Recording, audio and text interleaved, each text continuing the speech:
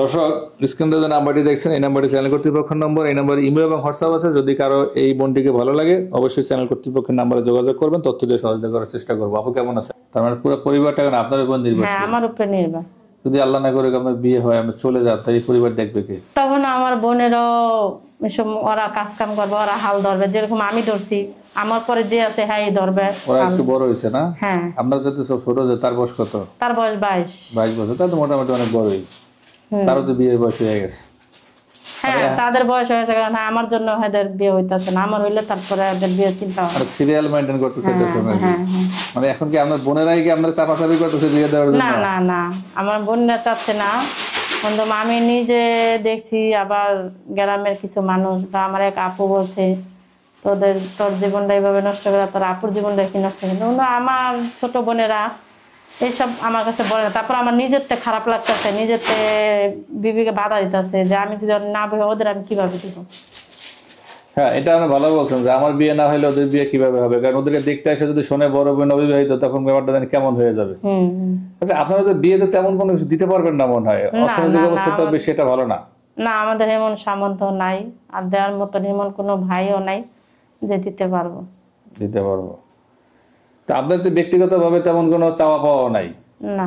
আপনার বিয়ে কি ধুমধাম করে করার ইচ্ছা আছে না মোটামুটি কোনো? না, আমি মনে করি আমার হেমন নাই, আমার ধুমধামেরও নাই। তারপরে যদি হেরা করে এটা হ্যাঁ আয়া দেশে করবো, কোনো আপাতত এখন মোবাইলে হওয়াটাই ভালো।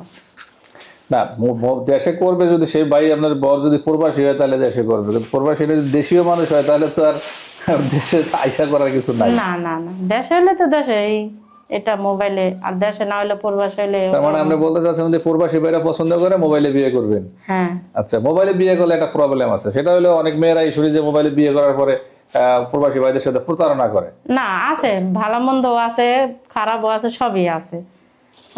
কিছু কিছু মেয়েদের কারণে ভালো মেয়েদের বিশ্বাস করে না। আপনি প্রতারণা করবেন না তো? আবার না, আমি সেটা গরিব মেয়ে, কষ্টের জীবনে আমি কষ্ট করতেছি, আমি জানি যে কষ্ট কি জিনিসটা।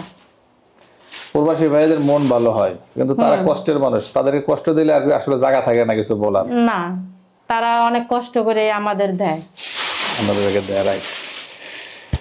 আপনার মনে এমন কোন আকাঙ্ক্ষা আছে যা আজও আপনার পূরণ হয় নাই?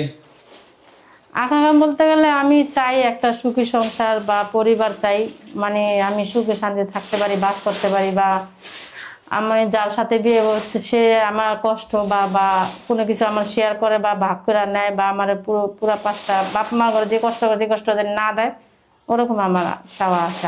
এটাই আকাঙ্ক্ষা, চাওয়া আকাঙ্ক্ষা। যদি আচ্ছা আরেকটা ডিফারেন্ট প্রশ্ন করে, যেটা হলো যদি কোনো ভাই বলে যে আমি বিয়ের পরে তোমার সাথে সংসার করার অবস্থায় কোনো বাচ্চা নিতে পারবো না, আমার আগে 2টা বাচ্চা আছে, তো কি করব? তখন আমি মনে করব কি এটি আমার মনে করে আমার লাইলা পেলা বড় করতে হবে, এইভাবে থেকে যাবেন। হ্যাঁ।